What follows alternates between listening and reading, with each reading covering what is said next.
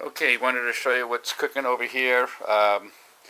We everything has been taken off of that we put up yesterday to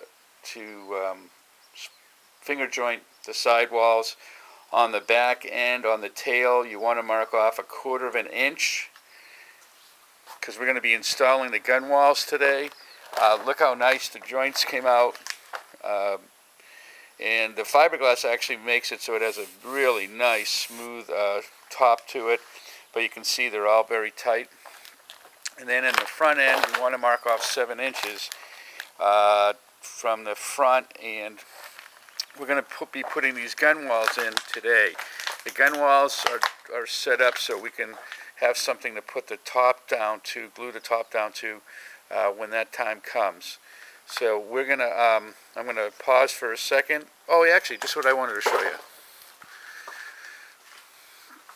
Over here, these are kind of things that I recommend getting. One is, I always use an 18-inch ruler. I'm gonna throw it on the side, and then I use this sander, which is a sanding block, which is a great block. It's made by Norton.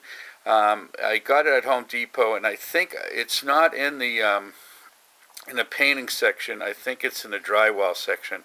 But what's great about it is it cuts up into 3 setups for your, if you just take a regular sheet. And what I do is I just use a cheap paper cutter from Harbor Freight.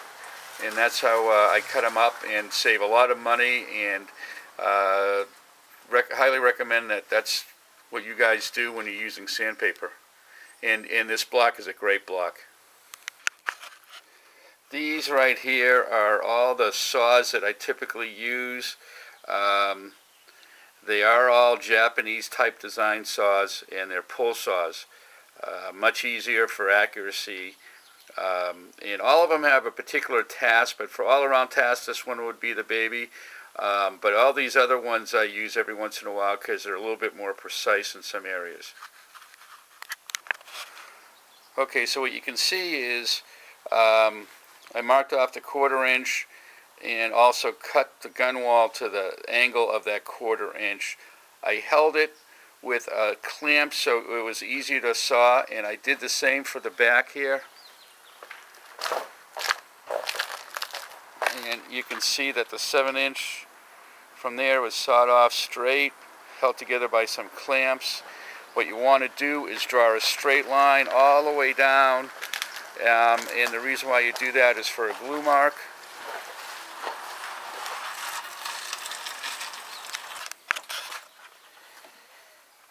The leftovers from the gun wall are going to be used for the handle support, so save those, put those aside for later after we get the inside struts together.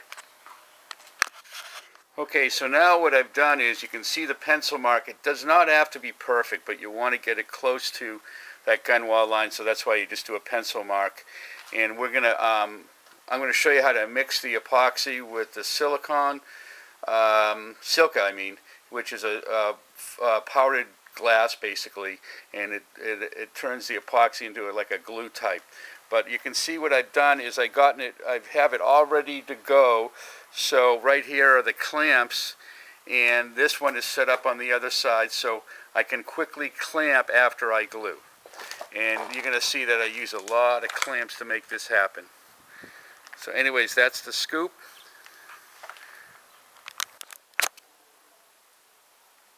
Okay, so it's very important to mix the glue properly. And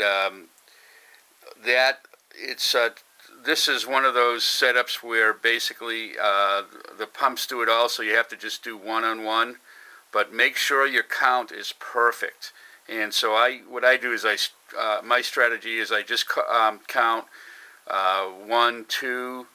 That means that's 1 fill. 3, 4 is 2 fills, and keep track of everything. Don't let anything disrupt you from a phone call or a cell phone call or anything, because if you mess up here, the glue won't stick properly, basically.